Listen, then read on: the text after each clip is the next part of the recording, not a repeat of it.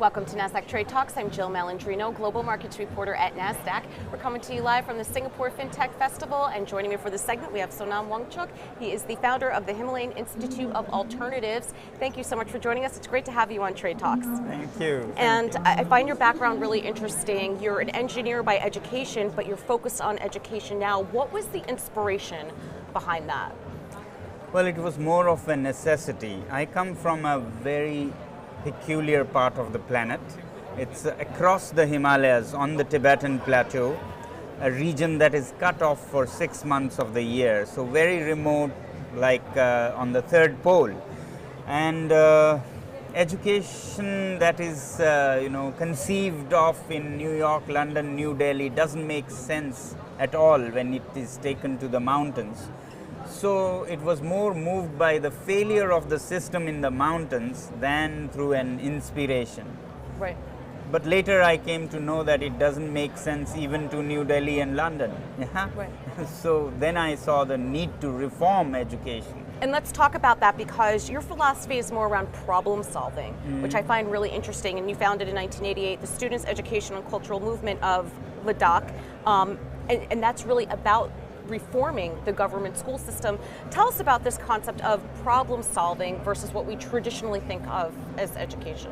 Well, education today has become like a ritual. You just are put in a school, come out with some certificate. We have forgotten why we are doing.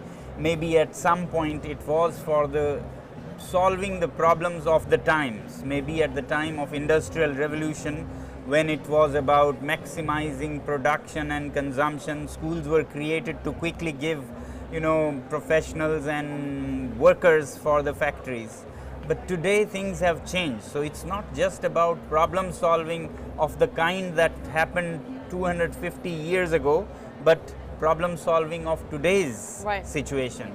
So we have to de-ritualize the education system to understand that we are now in 21st century.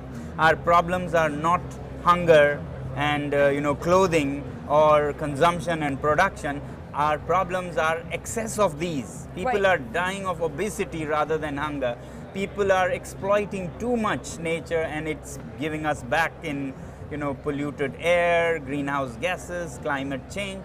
So we have to problem solve, yes, but in a different way. The education system, as I realized later, needs to change completely to heal the planet rather than continue the same thing that started 250 years ago. It's so interesting because at Singapore Fintech Festival, and I would say in the fintech space in general, we're always talking about how quickly the technology evolves. And to your point, the education system isn't evolving quick enough to come up with what we're seeing with societal changes. So how did you leverage the way you grew up, your engineering background, and putting that together to start solving for climate change? Okay, the two levels I'll talk of. Firstly, out in the Himalayas, we are like at the forefront of climate change. We see water shortages, droughts, we see flash floods every alternating years. Because of global warming. Our glaciers are going away and causing floods and droughts alternating.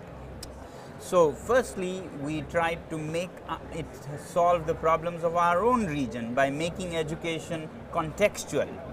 Where it has to address the realities of your surroundings, not some New York or New Delhi.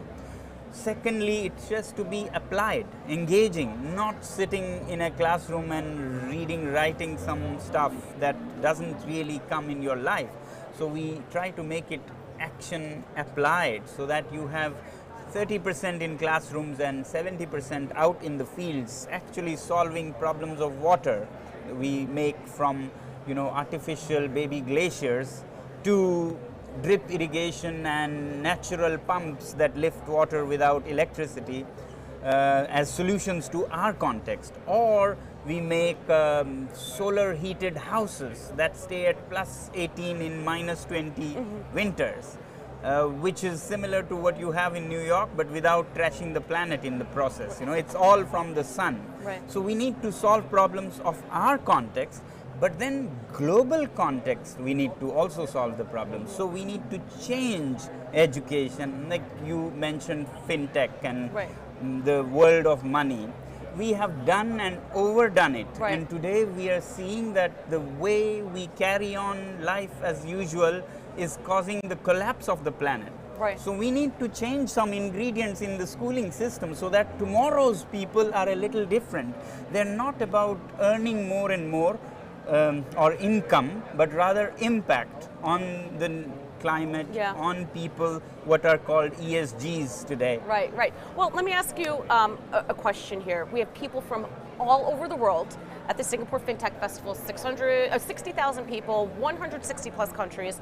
We all had to get here somehow, and that involves massive jumbo jet liners, right? So how do we rectify this thought of collaboration and ideation, and we all need to be sometimes in the same room to do so, but then also be mindful of the impact to the climate? How do we rectify those two things? Yes.